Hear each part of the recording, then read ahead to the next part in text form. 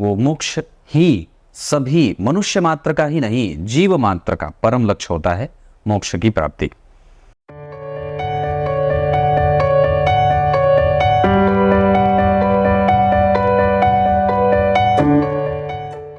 यत्तु कामेप्सुना कर्म साहंकारेण वा पुनः क्रियते बहुलायासं तद्राजसमुदाहृतम्।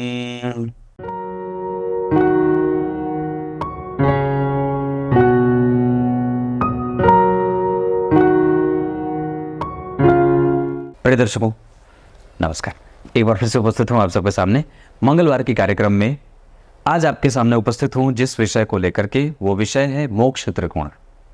जन्म कुंडली में कौन कौन से भाव बड़े अच्छे बन जाएं तो व्यक्ति के जीवन की दिशा बड़ी अद्भुत होती है, या फिर ये कह सकते हैं कि उसके जीवन का जो परम लक्ष्य है प्रत्येक व्यक्ति का। कई बार लोग आपसे पूछेंगे कि व्यक्ति का वास्तविक उद्देश्य क्या है, तो व्यक्ति का वास्तविक उद्देश्य मोक्ष के अतिरिक्त तो कुछ हो ही नहीं सकता है। किसी भी व्यक्ति का जो वास्तविक लक्ष्य है, चाहे मेरा या आपका, किसी का भी, भले हम आजकल जिस समय में रह रहे हैं इस कली काल में कुछ और भी चीज़ें लक्ष्य के तौर पे बना सकते हैं, पर वस्तुतः अल्टीमेटली जो है वो मोक्ष ही सभी मनुष्य मात्र का ही नहीं, जीव मात्र का परम लक्ष्य होता है मोक्ष की प्राप्ति। अगर आप मोक्ष की प्राप्ति के लिए बात करें तो मोक्ष के बारे में मैंने एक कार्यक्रम बनाया था कि मृत्यु के बाद मोक्ष या क्या, उसमें बात कही थी जिसमें कोई इच्छा न हो, जीवन रहते ही इच्छा से रहित हो जाए, वही मोक्ष है। मतलब कोई किसी भी प्रकार की इच्छा नहीं है, जहाँ साक्षात भगवान से आप कुछ भी ना मांगे। आप उसमें कुछ भी ना मांगने का अर्थ है कि आप उसमें मोक्ष भी नहीं मांगते हैं, उसमें सिर्फ भक्ति मांगते हैं और कुछ भी नहीं मांगते, वही मोक्ष है। शुरू करते हैं आज का कार्यक्रम। कहीं नहीं जाना है, बिल्कुल बन के रहिएगा। कार्यक्रम के आरंभ में मैं बोले गए गीता जी के श्लोक का अर्थ भी बताने वाला हूं, पर सबसे पहले बात कहूंगा मोक्ष त्रिकोण के अंतर्गत चौथा भाव, 8वां भाव और 12वां भाव होता है। अगर जन्म कुंडली के चौथे भाव में बहुत अच्छी स्थिति बनी है, शुभ कर्तरी लगा है, मतलब आगे और पीछे शुभ ग्रह बैठे हों, उस भाव में, मतलब चौथे भाव में कोई उच्च का ग्रह बैठा है, चतुर्थ भाव के अधिपति अस्त नहीं है, चतुर्थ भाव में शुभ ग्रह बैठा है, चतुर्थ भाव में शुभ ग्रह की राशि बनी है, चतुर्थ भाव में कोई भी ग्रह नीच का नहीं है या कोई भी ग्रह पापक नहीं देख रहा, तो ऐसे चतुर्थ भाव बलवान हो जाएगा।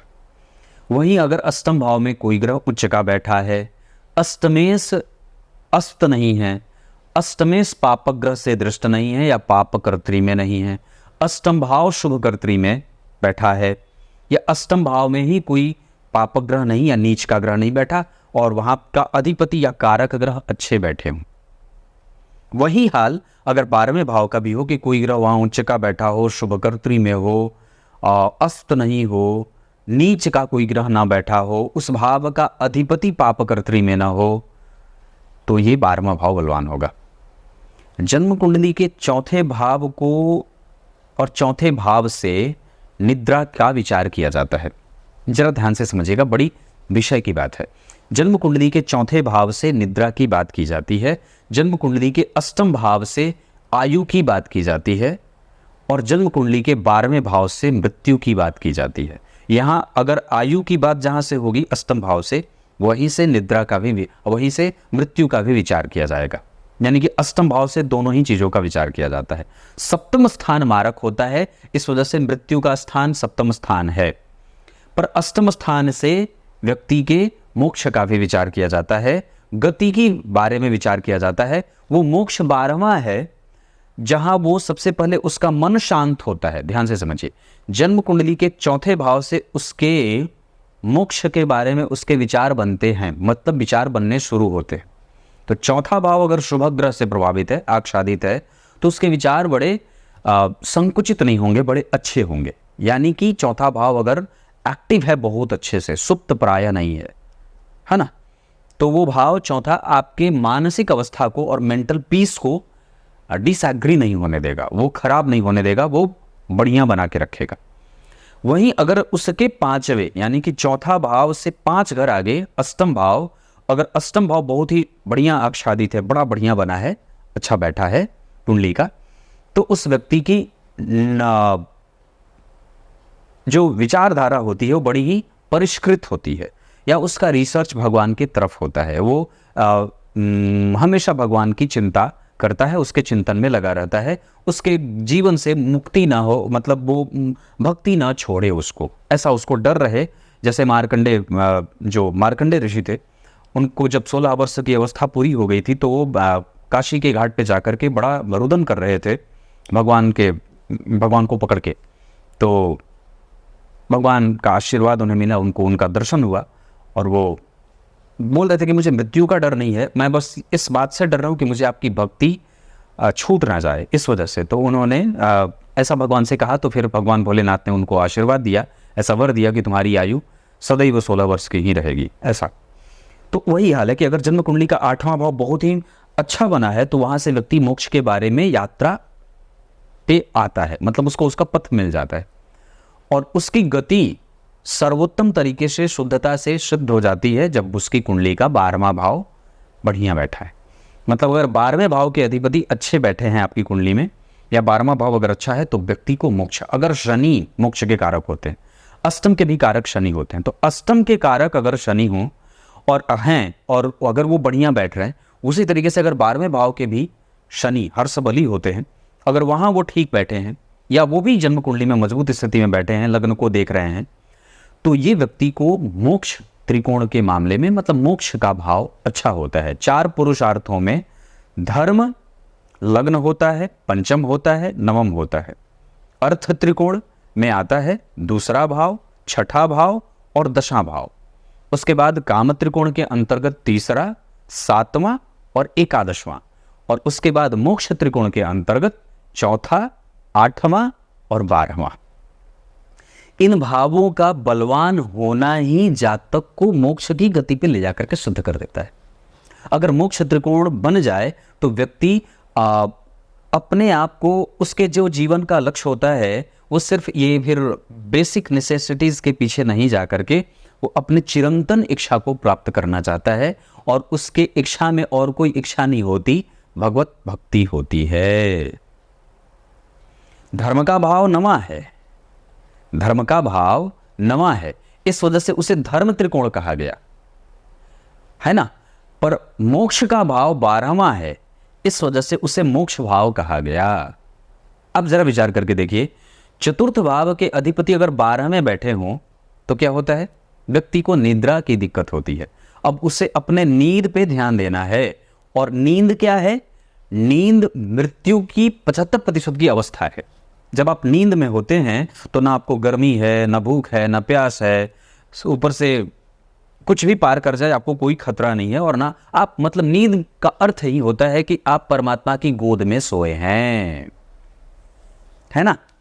नींद का अर्थ क्या है, आप नींद में हैं, मतलब जैसे बच्चा अगर अपनी माता के गोद में सोया रहता है तो उसको कोई खतरा नहीं है, फिर उसकी माता ही उसका योगक्षेम वहन करती हैं, क्योंकि उसको ये बहुत अच्छे तरीके से संपूर्णतया विश्वास है कि मुझे मेरी माता की गोद में कोई भी दुनिया की शक्ति मुझे छेड़ नहीं सकती है।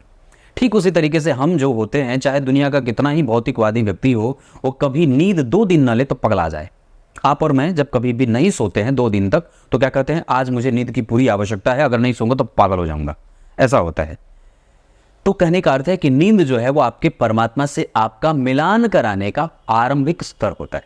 जैसे मूर्ति पूजा जो है वो ईश्वर के पास जाने का प्रधान साधन है, वो एक आरंभ है, और मूर्ति और भगवान में कोई अंतर नहीं है। जो अगर व्यक्ति मूर्ति, अब जैसे यहीं पे अगर बात करें तो मूर्ति पूजा ढोंग है, आर्य समाज के लोग कहते हैं। तो अगर मूर्ति पूजा ढोंग है तो सोच के देखिए कि हमारे सनातन धर्म की पद्धति क्या है कि जो व्यक्ति मूर्ति में किसी भी प्रकार का अविश्वास रखेगा उसे नामापराध लगेगा, उसे भक्ति का दोष लगेगा, है ना। अगर अपने घर में रखे ठाकुर जी की तुलना अगर किसी सिद्ध पीठ से की जाए, या सिद्ध मंदिर या पुरोधा मंदिर से की जाए, और अपने घर के ठाकुर जी को कमतर बना दिया जाए, तो यहां उस भक्त को दोष लगता है।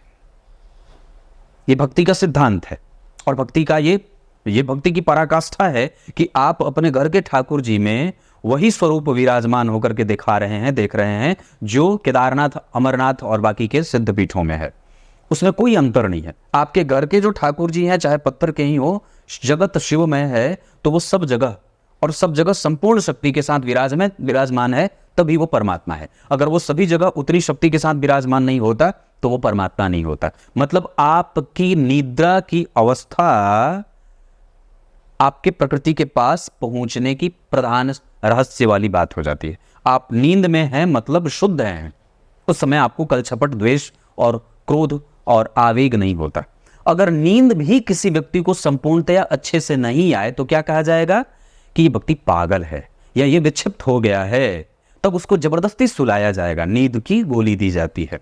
आजकल के लोगों में क्या बात है, जरा सोच के देखिए, कार्यक्रम थोड़ा बड़ा बनेगा पर सोच के देखिए तो आजकल लोगों को नींद की बीमारी है, नींद ना आने की बीमारी है। नींद ना आने की बीमारी मतलब नींद ना आने की बीमारी मतलब आप कम सोते हैं, और कम सोते हैं इसका अर्थ है कि आप प्रकृति से उतने निकट नहीं है। आप नींद में है मतलब प्रकृति। अब इसका अर्थ ये नहीं कि आप लगातार सोते ही हैं कि मैं प्रकृति के नींद में हूं, प्रकृति के पास हूं। हमारे एक भैया थे, वो कहते थे कि मैं पावर नैप लेता हूं हर आधे घंटे पे 5-10 मिनट का। मैंने कहा ये कौन सी अवस्था है? तो बोले कि ये प्रकृति के पास जाने का प्रक्रम है, जबकि वो नींद लेते थे, वो हम लोगों से ऐसे ही झूठी बात करते थे। तो कहने का अर्थ है कि ऐसा नहीं है, आप एक समुचित नींद में हैं, इसका अर्थ है, और प्रकृति के नियम के हिसाब से नींद में है, उसके हिसाब से वो जब हो। आप अगर हमेशा 24 घंटे में से 18-20 घंटे सोने लगेंगे तो फिर आपको नींद की बीमारी है। प्रकृति ये कहती है कि नहीं, मेरे गोद से उतरो और उद्यम में लगो। अगर आप सदैव, अगर अभी तक मैं अपनी माता की गोद में सोया रहूंगा या सोता रहूं या नींद की अवस्था में जाकर के हमेशा माता के गोद को ढूंढूं तो मुझे कमजोरी होगी, क्योंकि प्रकृति जो माता स्वरूपा है वो ये कहती है कि नहीं, मेरी गोद से उतरो और उद्यम करो, अकर्मण्य मत बनो, अपना पुरुषार्थ करो। तो ठीक उसी तरीके से जो चौथा भाव है वो नींद है, वहीं से माता का विचार किया जाता है ना। और जो अष्टम भाव है वहां से नींद का सुख है, वहां से नींद का सुख, जहां आपका नींद परिपक्व होता है और फिर आप उसी निद्रा में समाधिस्थ होकर के आगे बढ़कर के मोक्ष की प्राप्ति कर जाते हैं। क्लियर है? ऐसे ये चीजें होती हैं। पंचम, चतुर्थ, अष्टम और 12वां भाव। अगर ये भाव ठीक है तो व्यक्ति आगे अपने भक्ति के पथ को जागृत कर सकता है, या उसकी जो समाधि की स्थिति है वो बड़ी निकट है, वो तुरंत ही समाधि में चला जाएगा। वो, उसका रिसर्च बहुत अच्छा है, वो डीप थॉट में जा सकता है, उसकी एनालिसिस बड़ी अच्छी है, उसका रिसर्च अच्छा है। इसका अर्थ है कि किसी भी विषय पे उसका मंथन अच्छा है ना। वो किसी भी भविष्य को देखने की शक्ति उसके पास बड़ी अच्छी है, वो भविष्य में देख सकता है, झांक सकता है, वो उसको पता है कि भविष्य में क्या होने वाला है, वो खोजी प्रवृत्ति का है ऐसा। अगर ये भाव कमजोर हों तो सोच के देखिए कि अगर अष्टम भाव, चौथा भाव और 12वां भाव कमजोर होगा तो आप ऋण में रहेंगे, ऋण से मुक्त होने में दिक्कत होगी। जहां से ऋण मुक्ति का विचार किया जाता है भगवान, वहीं से मोक्ष का विचार किया जाता है, और वो 12वां भाव। वो 12वां भाव अगर आप समाज को देने लगेंगे तो ऋण से मुक्त होने लगेंगे, क्योंकि समाज ने आपको दिया है, आप समाज को दे रहे हैं। तो आपको भगवान ने आयु दी है और उस आयु का समर्पण मोक्ष के द्वारा आप भगवान को दे देते हैं, वही मोक्ष का भाव है। ऐसे ये चीजें काम करती।